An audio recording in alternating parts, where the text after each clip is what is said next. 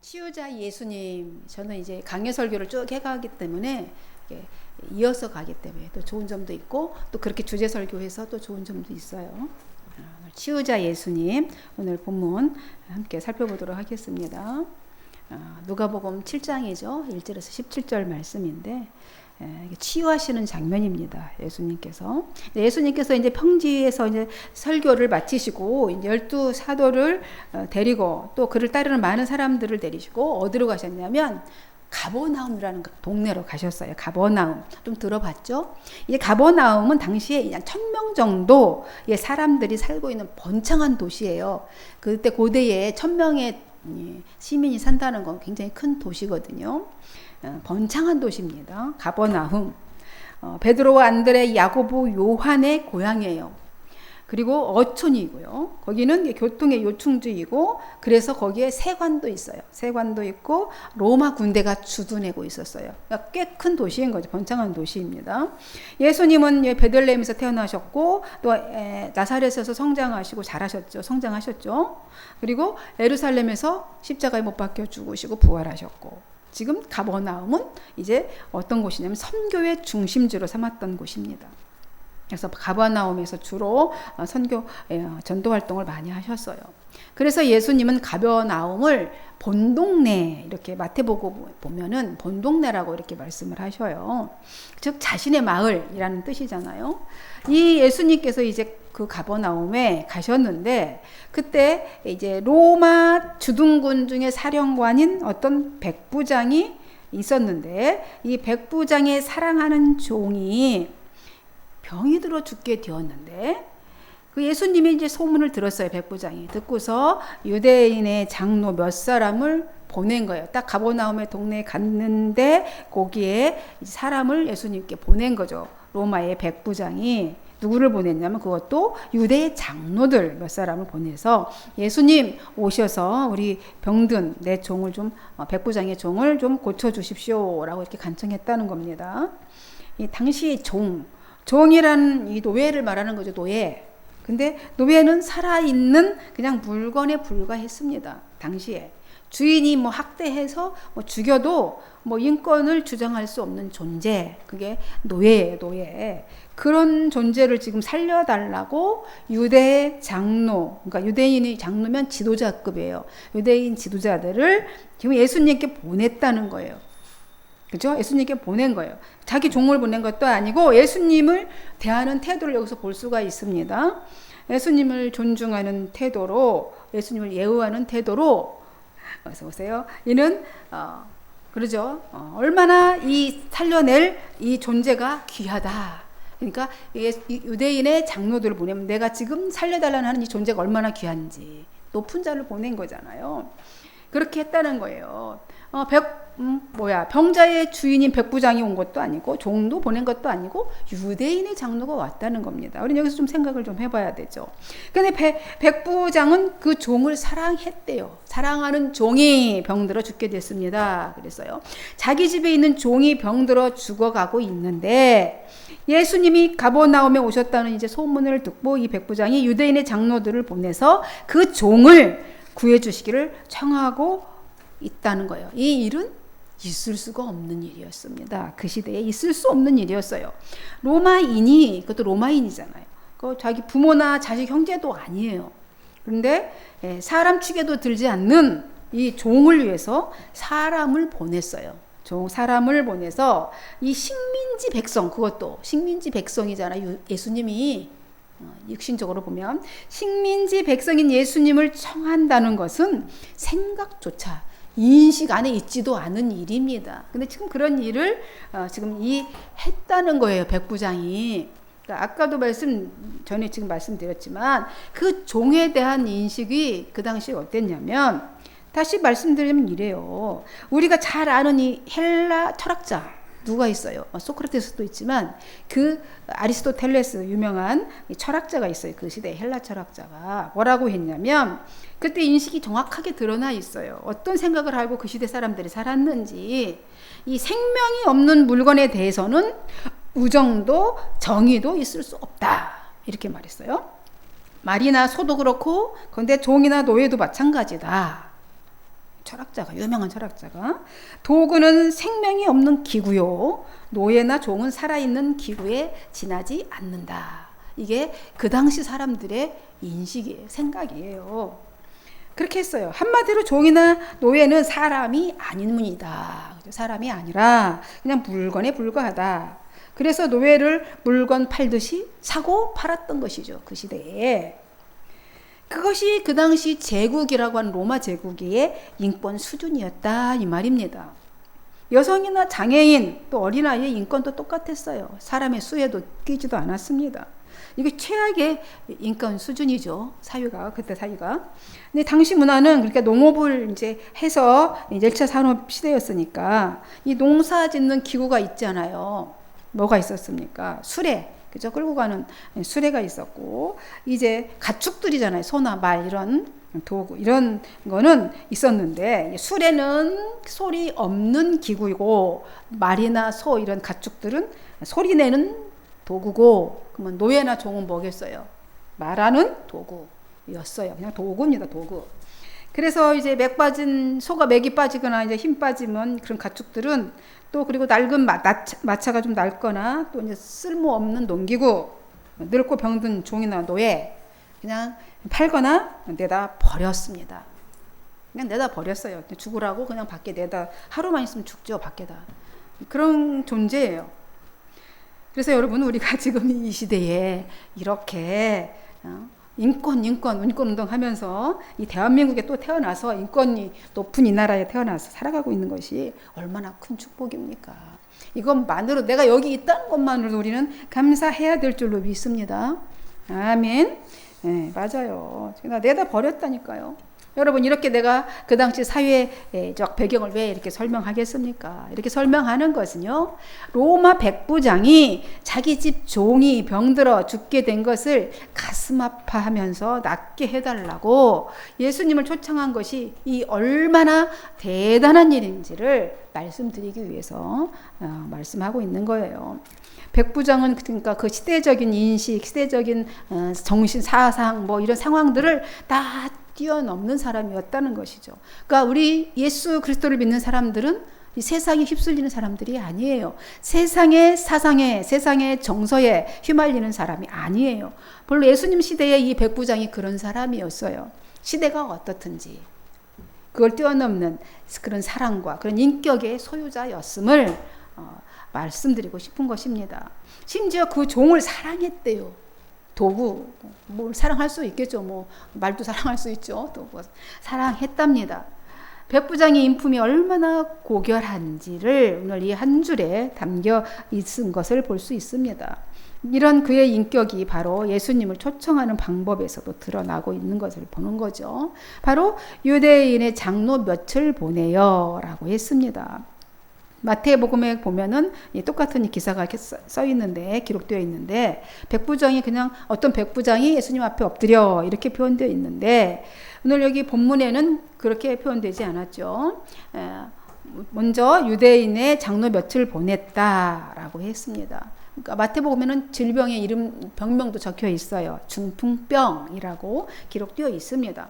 이 본문은 유대인의 장로 몇 사람을 보냈다. 이 3절에서 그랬고, 나중에 6절에 보면 또 벗들을 보냈다. 친구들을 보냈다라고 이렇게 기록되어 있습니다. 그럼 이렇게 다르게 틀리게 기록된 것이 아니고, 왜 이 사람은 이렇게, 저런 사람 저렇게 이렇게 기록되었을까?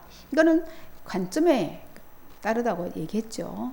그 한 사건을 보는 각도에 따라서 어떤 사람은 이게 더 중요하다고 생각하면 그걸 기록하는 거고, 그냥 빼도 되면은 빼는 거예요. 그래서 성경이 무호한 겁니다.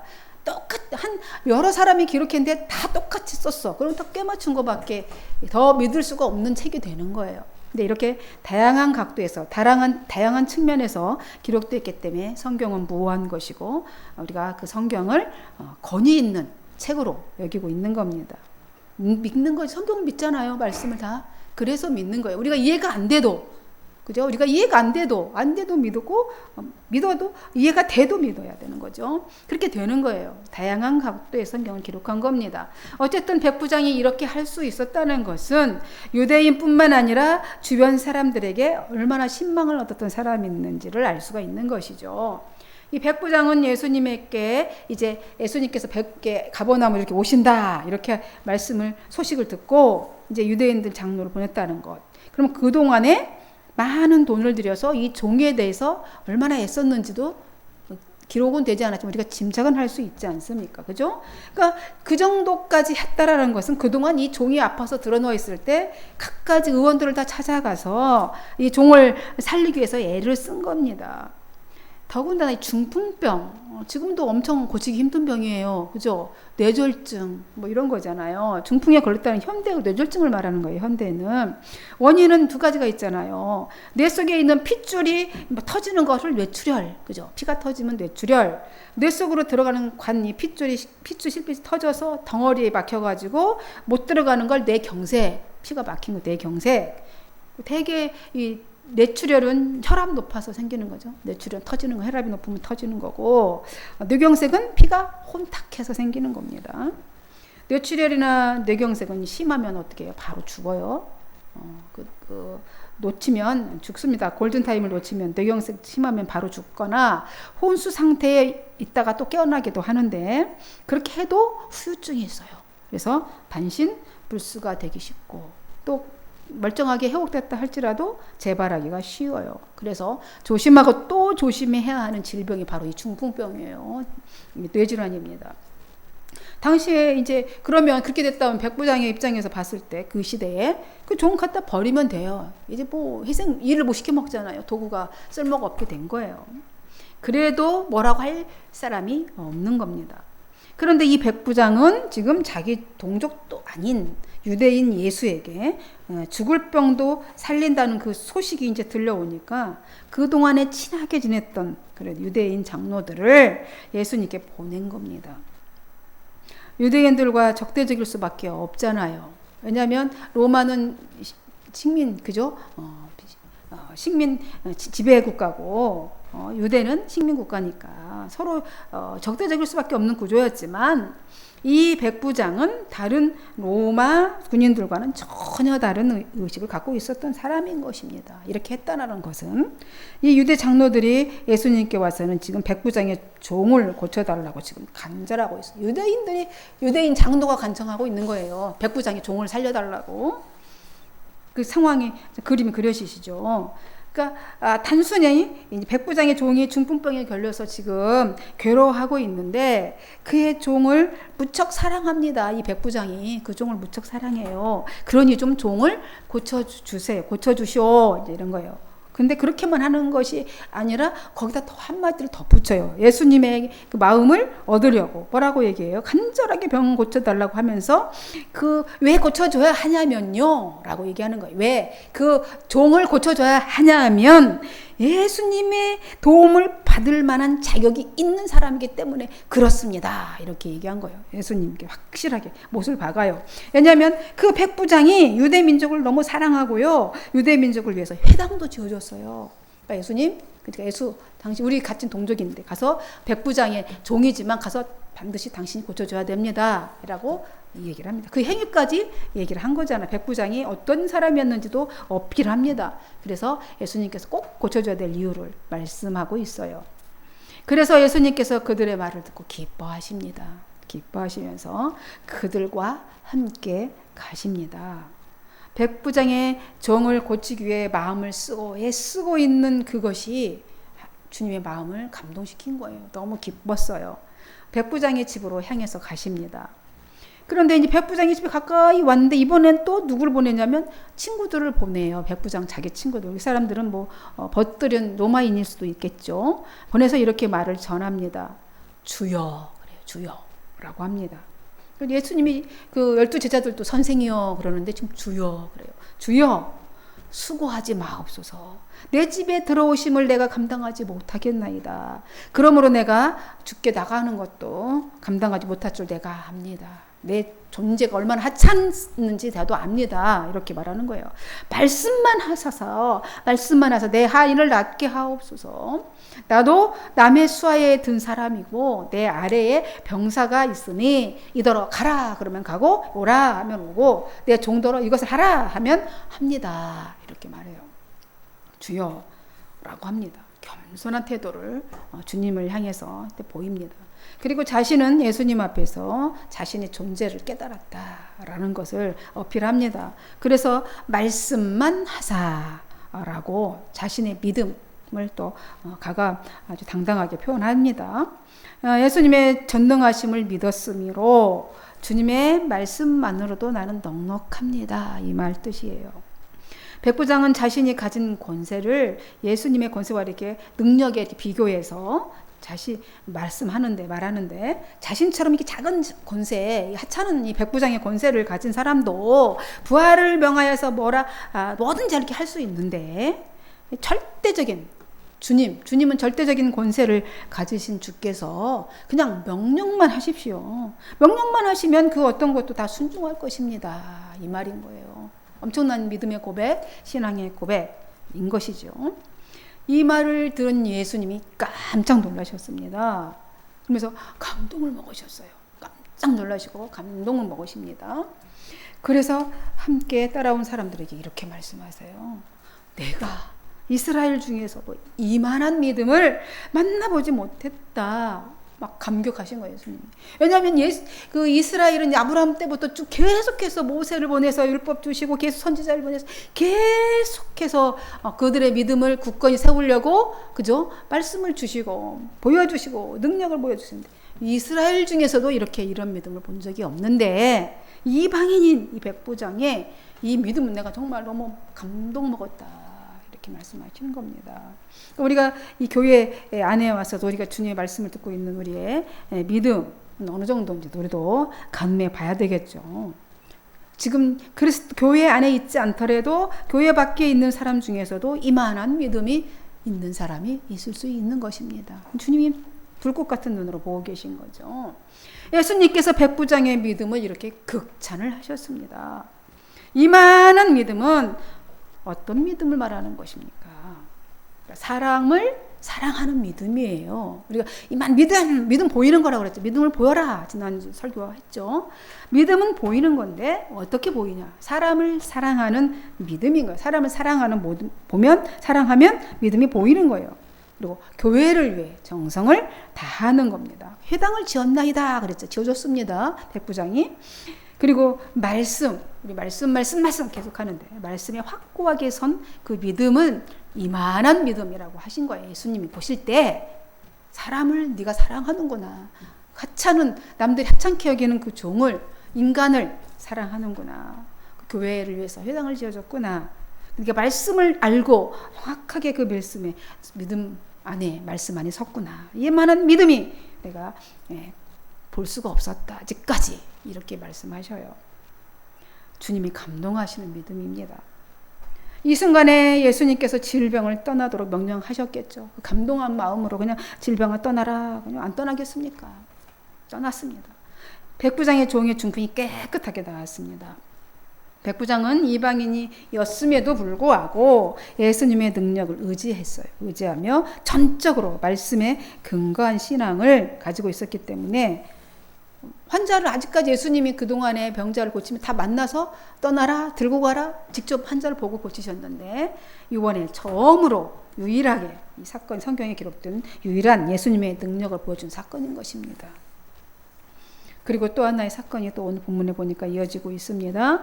이 일이 있은 후에 예수님께서 나인이라는 성으로 이제 가버나움을 떠나서 나인이라는 성으로 제자들과 많은 무리들과 함께 가시고 있었습니다. 근데 성문 가까이 오자마자 장례 행렬이 있는 겁니다. 장례 행렬과 마주쳤어요. 근데 이 장례 행렬을 한두 번 받겠습니까마는 다른 행렬과는 다르게 너무나 더 슬픈 장례 행렬이었습니다. 그것은 나인성에 살고 있는 한 과부의 독자가 죽었기 때문입니다.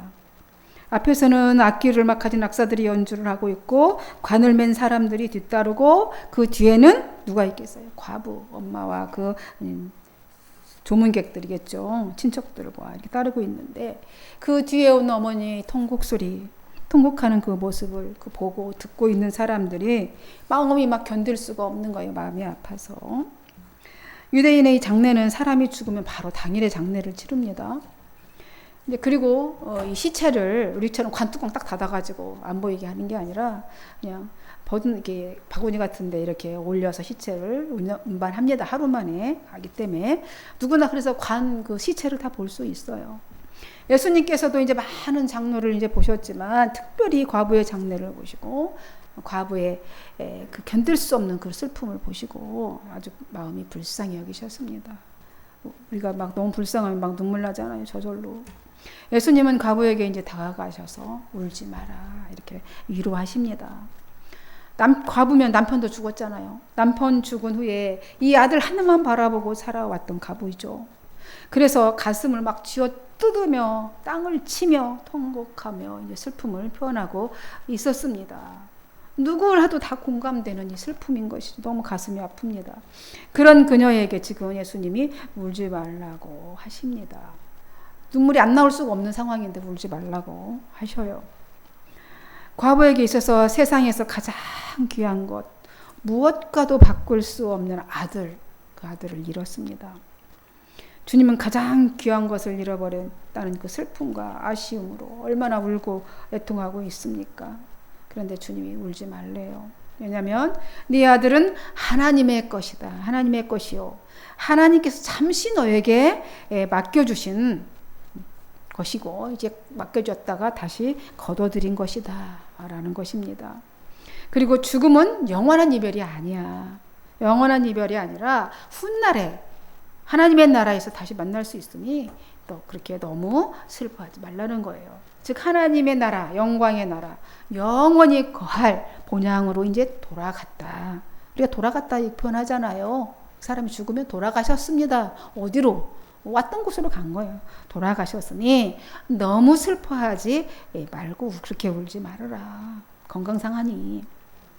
이렇게 과부에게 울지 말라고 위로하신 예수님이 너무 마음이 아프셔서 관 가까이 가셔서 손을 얹으십니다. 손을 대시고 간 속에 있는 시체를 죽은 청년을 바라봅니다. 그리고 무덤을 향해서 이제 가는 그 죽은 청년에게 뭐라고 얘기합니까? 청년아, 내가 네게 말하노니 일어나라. 이렇게 말씀하십니다. 일어나라. 예수님의 말씀이 죽은 청년의 귀에 들렸어요.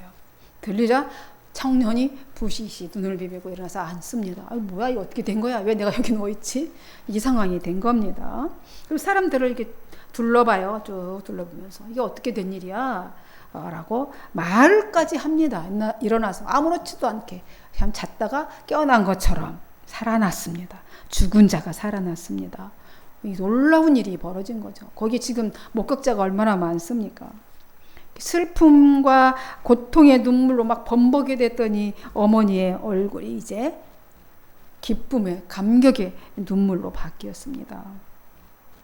과부의 인생의 전부였던 아들이 살아났어요. 그러므로 이 장래 행렬이 막 예통하며 갔더니 장래열이 바뀌어버렸습니다. 뭘로 바뀌었습니까? 기쁨의 행렬, 기적의 행렬로 바뀌어버린 겁니다. 청년은 이제 새로운 삶을 그 경험을 통해서 이 인생이 완전히 달라질 수밖에 없지 않겠습니까? 내가 죽었다가 살아났는데 인생이 새 삶이 주어진 거예요. 청년에게 살게 되었습니다. 나인성 과부의 일생에 있어서 가장 기쁘고 참된 의미의 삶을 맛보은 거예요. 두 사람 다 엄청난 축복을 예수님을 만나는 순간 만나게 됨으로 그 절묘한 그 찰나에 예수님을 만난 건 장래 행렬, 주님이 나인성을 오는 길에 만나서 엄청난 일이 벌어진 겁니다. 만남의 순간, 절대로 잊을 수 없는 예수님과의 만남의 순간이 있게 된 것이죠. 죽은 아들이 다시 살아나 과부의 품으로 돌아와서 되돌려받는 그 모습을 바라보고 있는 사람들은 어떻겠습니까? 너무 두렵기도 했습니다. 그 사실 너무 기적이 놀랍지만 두렵고 놀라워서 막 이렇게 외치는 거죠. 야, 위대한 선지자가 나타나셨다. 그가 메시아인지는 아직 모르니까. 위대한 선지자가 나타났다. 하나님께서 자기 백성 선지자를 통해서 살려주셨다. 돌봐주셨다. 막 이렇게 소리를 막 놀래서 지르고 있습니다. 그래서 이 소문이 그냥 거기만 있었겠습니까? 그 많은 눈과 귀가 있어 다 입이 있는데 사방에 그 소문은 다 퍼져나가게 된 것입니다. 여러분, 이제 말씀을 정리합니다. 여러분, 이 세상은 어때요? 광야 같고 황량하고 아픔과 슬픔과 고통이 계속 있게 됩니다. 그러나 오늘 본문에 나타난 이 백부장처럼 어떤 상황에든 이 백부장처럼 사람을 사랑하고 교회를 섬기고 또 말씀에 확고히 서 있으면 예수님께서 그를 인정하고 극찬을 하십니다. 그리고 치유도 경험하게 되는 것이죠. 또한 이렇게 오늘 나인성의 과부처럼 예수님만 만나면 인생의 전부였던 모든 것 다 잃어버렸지만 그 죽음에고 슬퍼하고 고통했던 그 과부였지만 그 아들을 다시 돌려받는 그리고 치유와 회복이 기적이 일어나는 경험을 하게 되는 것입니다.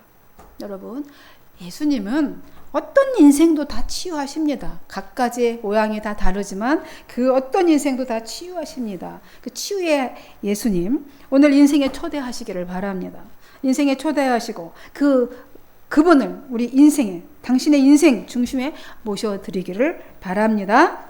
치유하시고 회복하시는 예수님의 은혜가 오늘 여러분에게 함께 하시기를 축원드립니다. 기도하겠습니다.